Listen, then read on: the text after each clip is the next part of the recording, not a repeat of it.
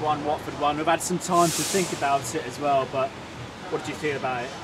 At the time, saw it coming really. It's been the same old for what, 2-3 years now?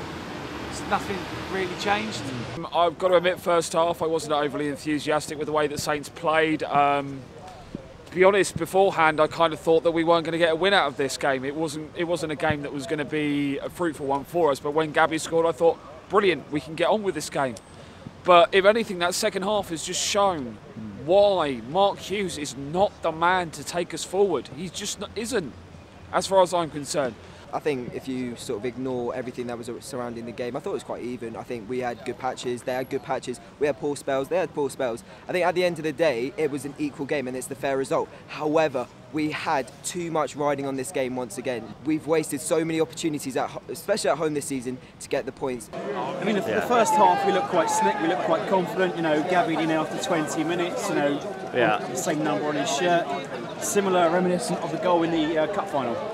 Yeah, I think it was, as soon as it fell to him, you knew he was going to put it away, basically. He's one player that does need the confidence to start scoring. I was surprised to see him start, to be honest.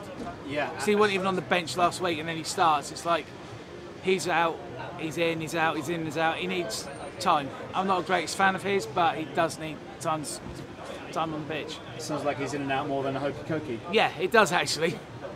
But I thought Gabby was brilliant today. Gabby tried hard, he fought for every single ball. But second half, just where was it? Where was the fight? Where was the desire? Where was the passion? You know, it was in the stands, it wasn't in the players. The referee today, you know, we were just saying... He's equally poor for both sides. It balanced itself out though, didn't it? You know? It did. I mean, yeah, I can see why... I don't know, I saw the goal, I was celebrating, I didn't realise it was disallowed, there was a delay. Looking at what people said, it was, people said it's because Yoshida was offside, I don't know, I haven't seen it yet. The referee was awful, it was one of the worst refereeing performances I think I've seen. They deserved a penalty, we should have got a goal from what I saw. But if we did get away with a Stonewall penalty, was our goal being disallowed a clumsy attempt by the referee to balance things? Which, you know, if it was very clumsy. It was very obvious that there's something wrong there. I thought second half we looked defensively very, very poor, attacking wise. Bring on Charlie Austin. Okay, fine. Bring on Charlie Austin if Danny Ings is injured. That's all fair enough. But you've got Gabbiadini on there. So what you do is you play it in low and hard, as we've been asking for all season. You know, it leaves the club in dire straits, Freddie. It really does. Yeah, today I thought it was going to be, it needed to be make or break. And for the first half, I have to say, you know, we played a bit of confidence, played some slick football. I think there was urgency, and I think they had a bit of confidence. They knew they had to get the result. And you know what? I'm not going to fault them today. I'm not going to fault them. I think if there hadn't been so much pressure on this game, I think we would have walked away saying that's the fair result. Relatively good performance. Let's restructure. Let's go to it again in the international break, and we've got Fulham away afterwards. However, we're 17th. We're outside of the relegation zone on goal difference now by one goal, right? But the thing that capitalises it all for me, Man United, Arsenal, and Man City are our next 3 home games. We pay for the season tickets. We pay to come here, right? And we're not going to see a home win till 2019, and that is heartbreaking. That's heartbreaking to see. It's not where this club should be.